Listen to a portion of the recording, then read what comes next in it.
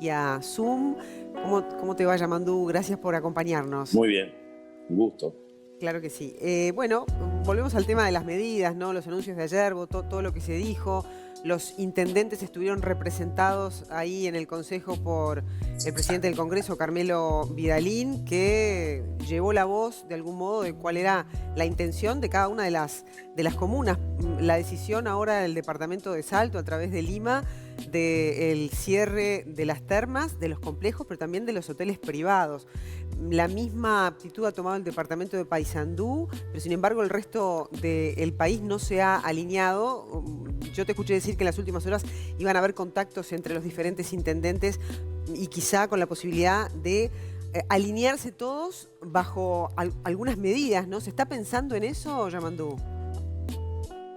Ayer mismo tuvimos una reunión del Congreso vía Zoom, donde ahí visualizamos qué cosas podríamos coordinar y qué cosas era necesario afinar entre nosotros. Yo creo que no. Acá lo que reina es el sentido común.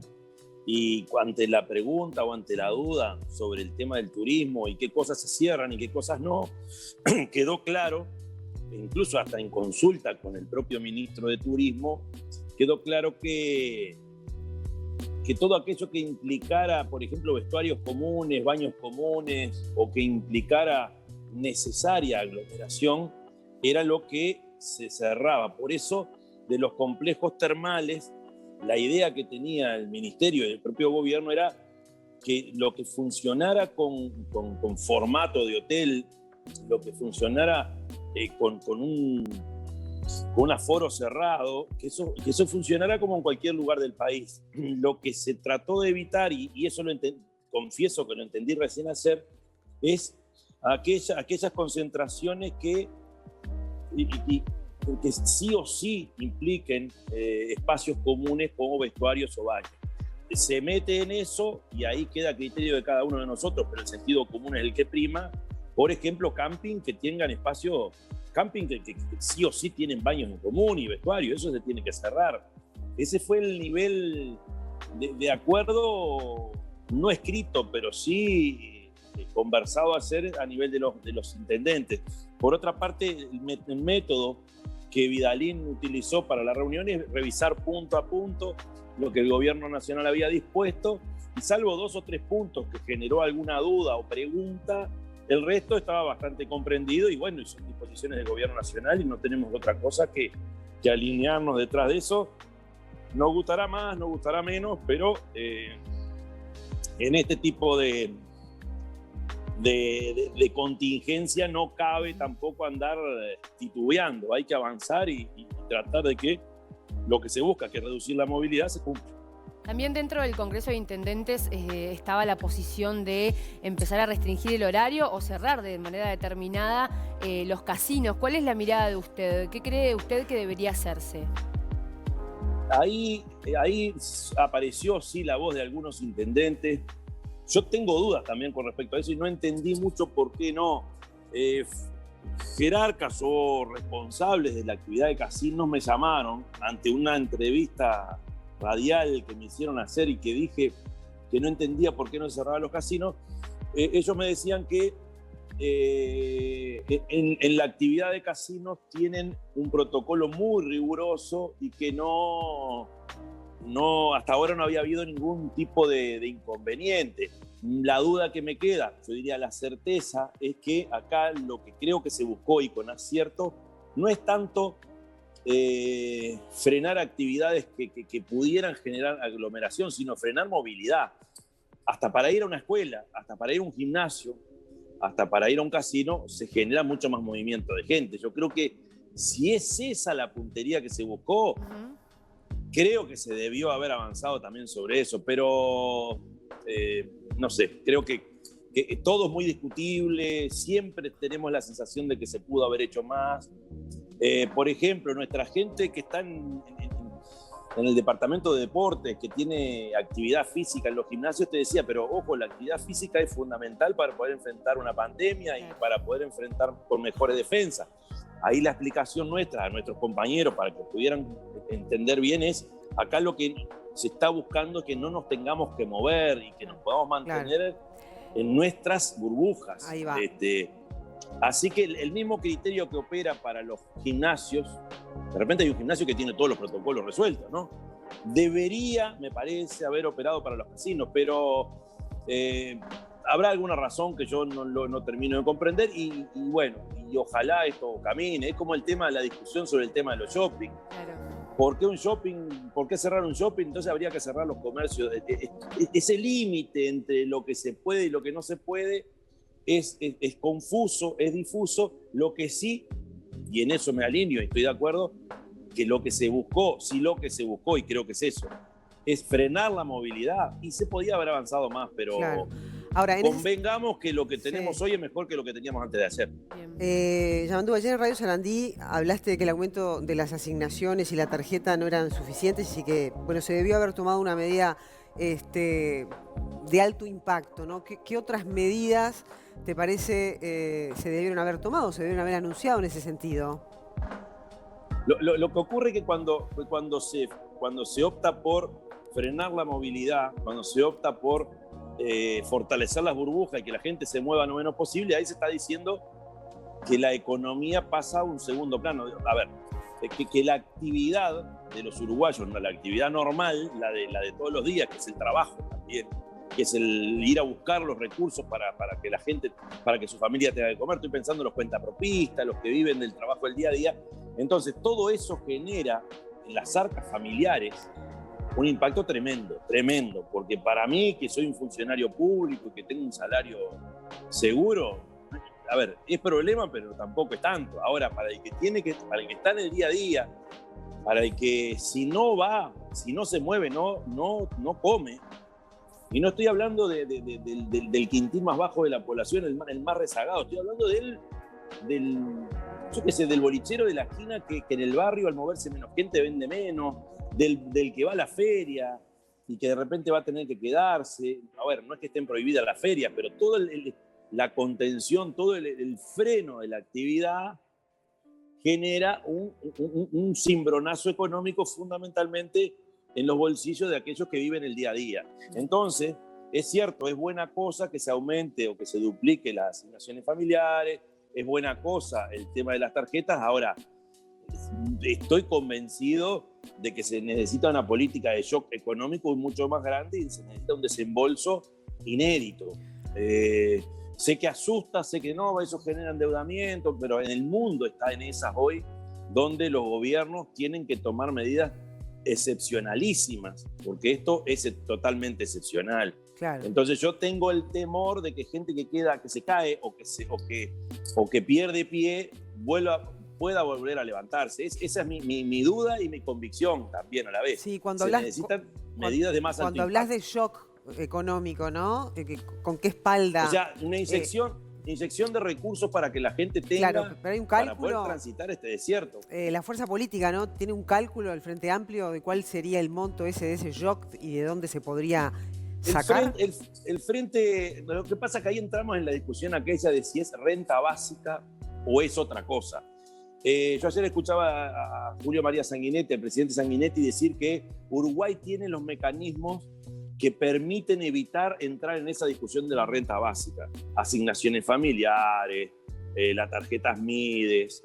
O sea, es cierto que el Uruguay construido en nuestro siglo XX generó mecanismos, y después con la creación del MIDES, generó mecanismos de contención que quizá sea más fácil que en otros países inyectar esos recursos que la población necesita.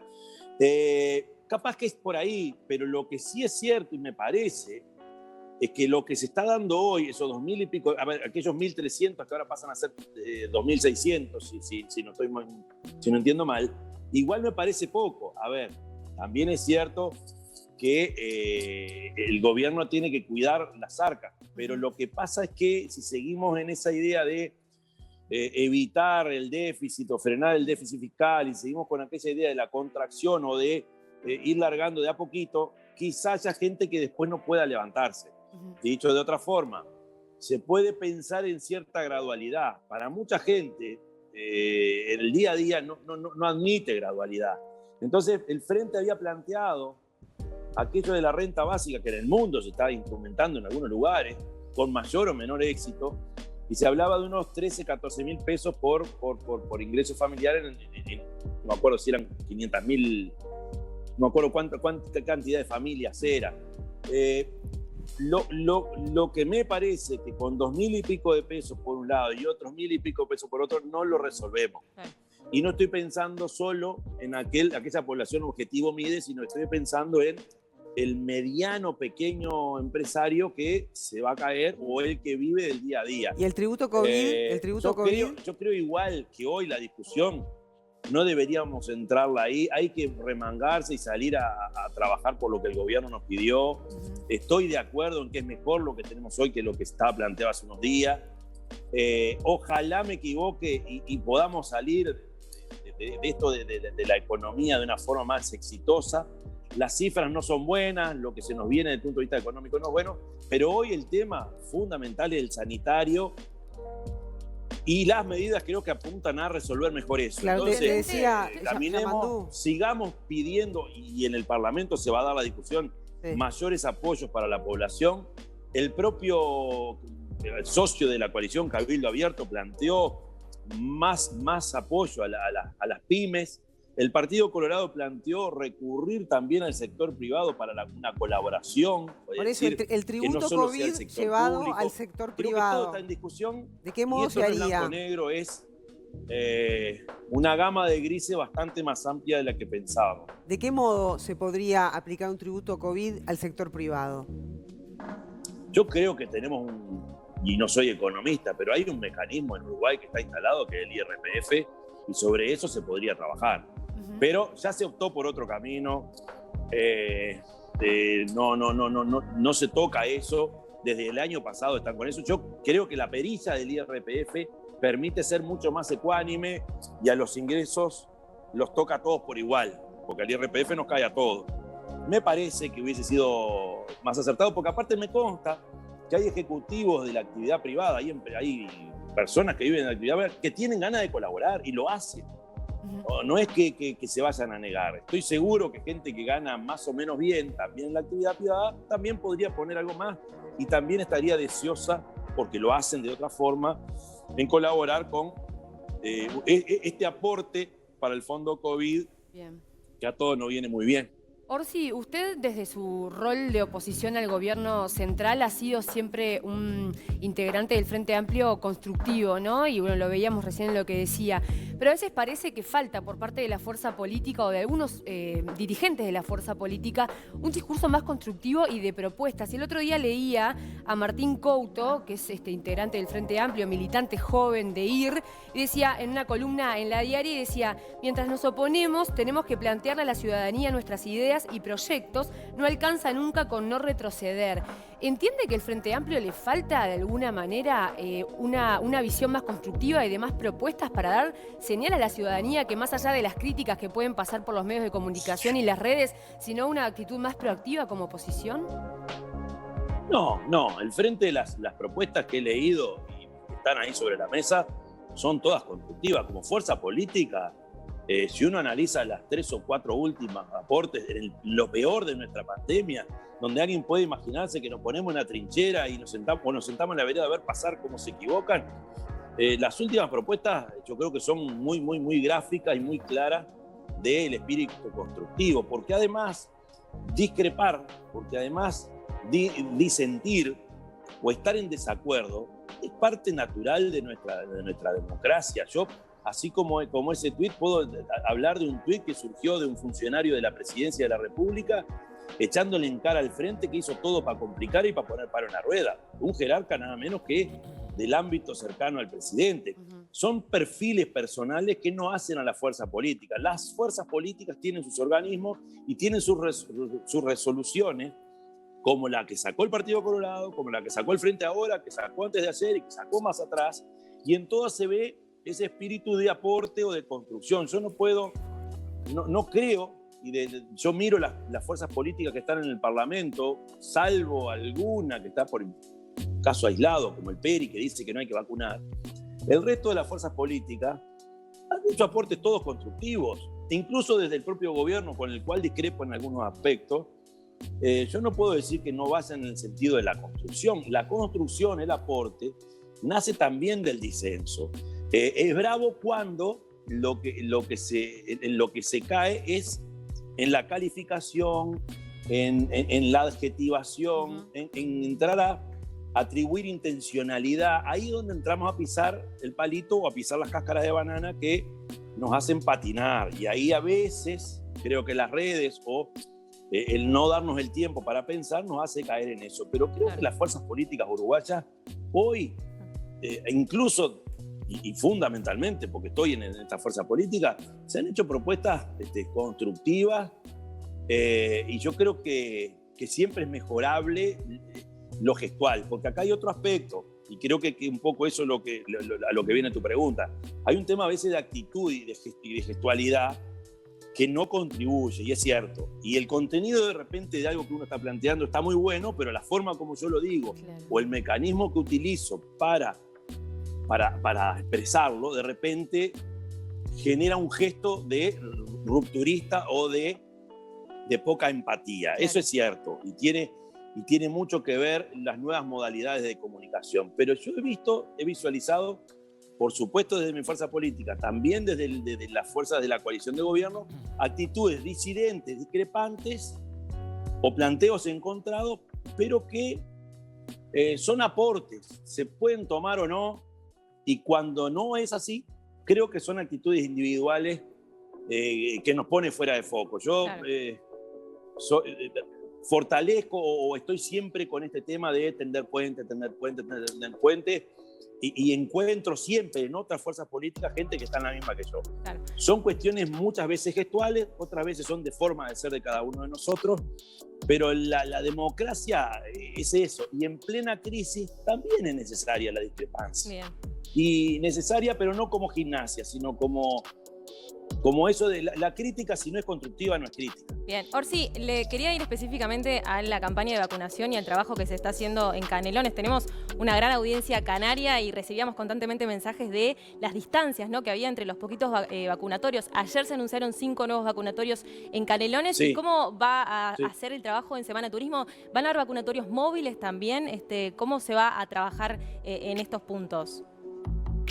Ayer estuvimos en un Zoom con todos los legisladores del departamento de los 4 partidos, con el director departamental de salud del Ministerio de Salud Pública y con el coordinador del centro, coordinador de la emergencia, que es un funcionario nuestro, Leonardo.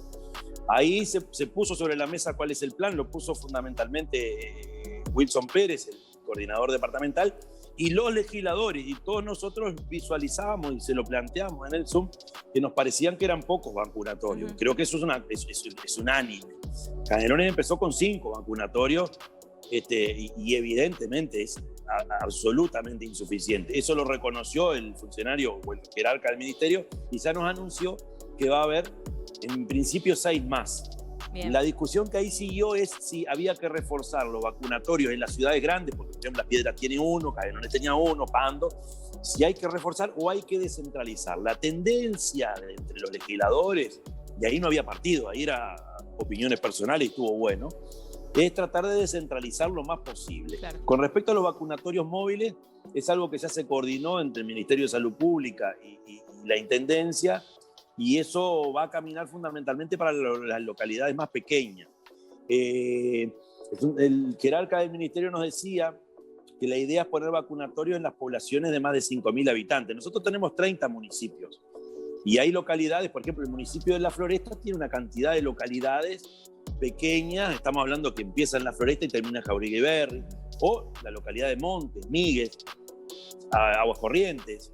Hay localidades pequeñas que ahí se iría con vacunatorios móviles. Bien. Lo que ayer se planteó es que todos nosotros, por supuesto la Intendencia, pero los mismos legisladores, estoy seguro que el ámbito empresarial, vamos a tener que remangarnos y poner todo lo que haya para colaborar con el Ministerio de Salud Pública. También es cierto, y es bueno, que en Canelones vos tenés los sistemas de salud, tenés las mutualistas montevideanas, esas que todos conocemos, las más conocidas, están en Canelones, están todas. Claro. Pero también FEMI está en Canelones. Y si a eso le agregamos que tenemos una gran red de ACE, creo que habría, y es una opinión personal y también con mucho respeto lo digo, creo que hay una red de efectores de salud en el departamento que no hay en ningún otro lado y que deberíamos aprovecharlo más como país. Muy bien. Estoy seguro que en cuestión de 2 semanas vamos a tener la cantidad de vacunatorios necesarios. Ahí está. No es fácil. Otra de las cosas que se planteó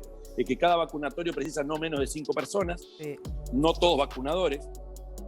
Así que el Ministerio de Salud Pública también tiene ese desafío, a lo cual nosotros planteamos que todos los funcionarios municipales están a la orden también para dar una mano ahí. Claro. No para vacunar, nosotros tenemos vacunadores, una cantidad de 8 personas que van a colaborar, pero bueno, todo el otro soporte hay que darlo. Ahí Tenemos va. vehículos, tenemos locales.